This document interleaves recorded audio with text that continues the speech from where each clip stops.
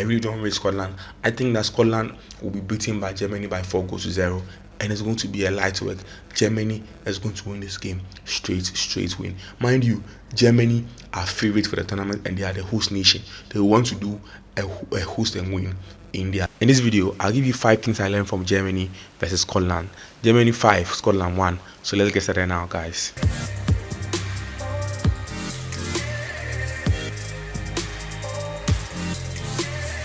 So I said in my preview video that this was going to be a game where Germany was going to win by 3-0.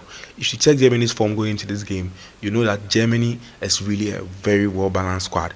They have very good defense, they have very good midfield, and they have very good attackers, and they have the best center attacking midfielders in the world in the shape of Musiala and Wirtz. It's no shocking that Wirtz and then Musiala are the most talked about players in this game. No, for me, my best player in this game was Musiala, and the whole Allianz Arena Stadium stood up to him and gave him a standing ovation. Look, these are number 10 who can also play on the wings, and we saw what he did in the second half for the German national team. For me, I think that one of the things that is really helping the German national team is the fact that Sane and then Gnabry are not in form, because it allows us to see the really brilliant two number 10s who can play as also false wingers. Because we saw Wirtz score the first goal, then we saw Musiala torment the Scotland midfield and the Scotland defense. Amazing performance, and I wasn't shocked that my prediction came in the first half. And then in the first half, it was 3-0 from Germany national team. Germany won 5-1 through a dominant performance from the likes of Musiala, Toni Kroos, and then Wirtz. There are arguments on social media as to whether the red card was a red card. I think it was clearly a red card. And for those who are arguing, before the tournament, the referees and then the European committee had a meeting with the coaches and then the players and then the referees too, because they said that no matter what happens in a tackle, what's important is the player safety, because now the players are playing so many games, and so we're supposed to make sure that every tackle is supposed to make sure the player doesn't get injured, and that's what the referee looked at. And as much as the Scotland player got the ball, he also brought in a rough tackle on Gundogan's leg, and that's a career-threatening injury. So it's fair enough that the referee gave him a red card. I don't know why this is supposed to cause an argument on social media. Even if Scotland were going to compete at 11-11, Germany was going to destroy them, and that's what just happened. 5-1 on the opening day of. And that's just what happened. 5 days on the opening day of the Euros. It's amazing for Germany, and for me, they are the favorite to win the tournament. So take note. So Wirtz and Musiala has announced their arrival and their presence in the Euro 2024. We saw what Musiala did in the game. Amazing performance, splendid performance for me. There are arguments about whether Musiala and Jude Bellingham, who's really a typical number 10. I look at Jude Bellingham and I say Jude Bellingham is really an exciting player, but I'm falling in love with Musiala. Oh my God, a player who is very good in tight spaces, dribbles very well, and is also very efficient. I think what he needs to add to his game is scoring more goals and trying to help the team. Sometimes it's not all about trying to make dribbles, and that's the problem. It's not all about only dribbles. That's why people are choosing Jude Bellingham over Musiala. Jude Bellingham makes his presence felt by scoring goals, and so I think that if Musiala is going to compete fair and square against Jude Bellingham, he probably has to score more goals in his games, and I think the recognition that he deserves, he's going to get it.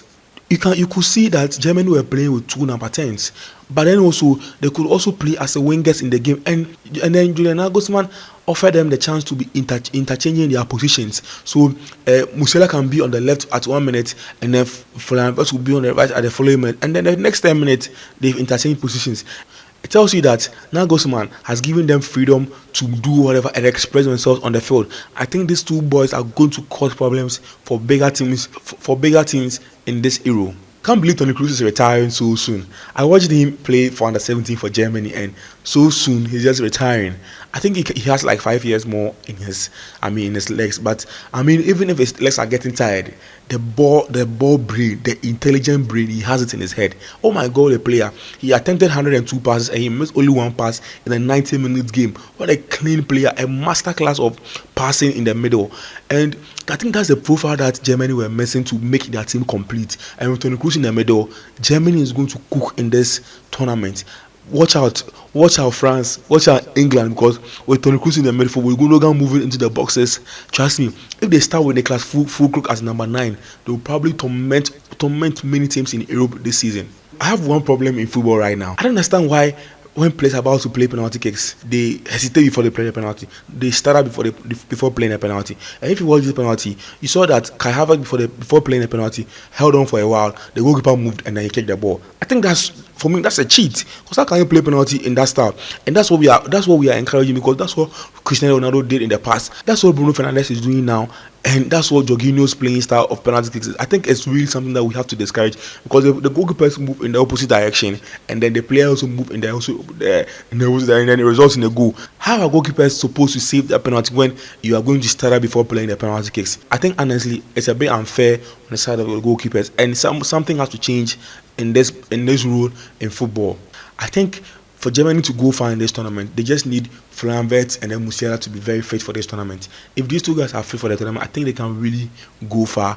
One of the main problems of Scotland's game today was their goalkeeper.